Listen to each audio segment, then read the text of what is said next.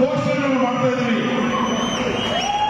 ವೇದಿಕೆಯಲ್ಲಿರ್ತಕ್ಕಂಥವರೆಲ್ಲರೂ ಕೈ ಎತ್ತುವ ಮೂಲಕ ಈ ಒಂದು ಹೋರಾಟಕ್ಕೆ ಬೆಂಬಲಿಸಬೇಕು, ಪರ್ಯಾಯ ರಾಜಕಾರಣವನ್ನ ನಾವು ಮುನ್ನಡೆಸಬೇಕು ಅಂತ ವಿನಂತಿಯನ್ನು ಮಾಡ್ತಾ ಇದ್ದೀವಿ.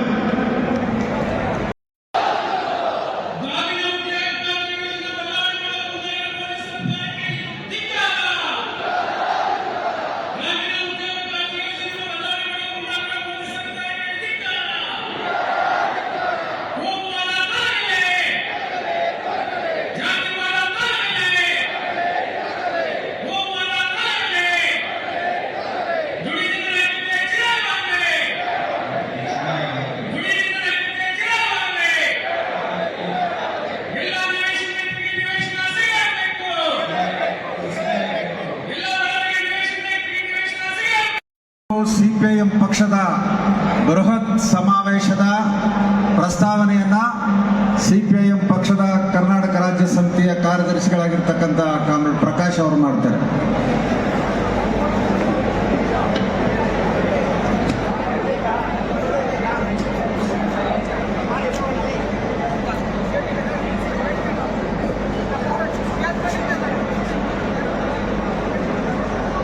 ಬಂಧುಗಳೇ,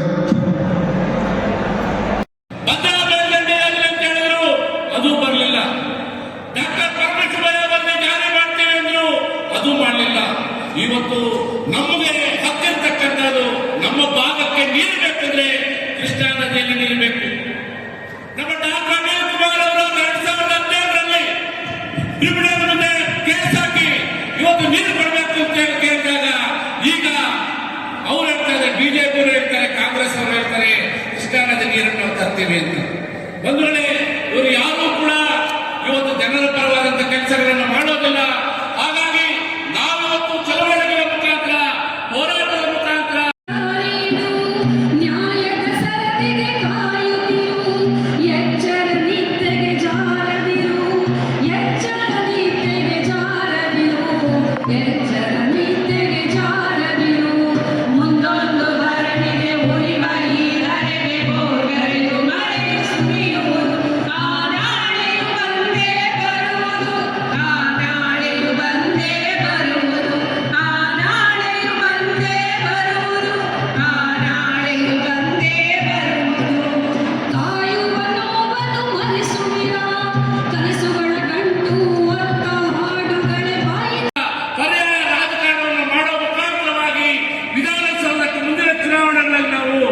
ಗೆಲ್ಲಬೇಕಿದೆ, ಹೋರಾಟವನ್ನು ಮಾಡಬೇಕಾಗಿದೆ. ಆ ಪರ್ಯಾಯ ನೀತಿಗಾಗಿ ಜನರ ಮಧ್ಯೆ ಹೋಗಬೇಕು, ಜನರ ಕೆಲಸವನ್ನು ಮಾಡಬೇಕಾಗಿದೆ. ಆ ಕೆಲಸವನ್ನು ಚಿಕ್ಕಬಳ್ಳಾಪುರ ಜಿಲ್ಲೆಯಲ್ಲಿ ನಾವು ಪ್ರಾರಂಭ ಮಾಡಿದ್ದೇವೆ. ಆಗೆಪ್ಪನ ವಿಧಾನಸಭಾ ಕ್ಷೇತ್ರದಲ್ಲಿ ಮನೆ ಮನೆಗೆ ಹೋಗಿ 15,000 ಮನೆಗಳಿಗೆ ಹೋಗಿ ನಾವು ಜನರನ್ನು ಕೇಳಿದರೆ, ಜನರನ್ನು ಸಹಾಯ ಮಾಡಿದರೆ, ನಮ್ಮನ್ನು ಬೆಂಬಲಿಸಿದರೆ ಮುಂದಿನ ದಿನದಲ್ಲಿ ಪರ್ಯಾಯ ರಾಜಕಾರಣವನ್ನು ಬಾಗೇಪಲ್ಲಿನಲ್ಲಿ ರಾಜ್ಯದಲ್ಲಿ ಪ್ರಾರಂಭ ಮಾಡಿದಾಗ ಆ ಕೆಲಸವನ್ನು ಮಾಡ್ತೀವಿ ಅಂತಕ್ಕಂಥದ್ದು ಹೇಳ್ತಾ ಮಾತಾಡಕ್ಕೆ ಅವಕಾಶ ಕೊಟ್ಟಂತ ಎಲ್ಲರಿಗೂ ಒಂದು ಸಣ್ಣ ಮಾತನ್ನು ಮುಗಿಸ್ತಾ ಇದ್ರಿ. 8 ಕಿಲೋ ಜಿಂದಾಬಾದ್.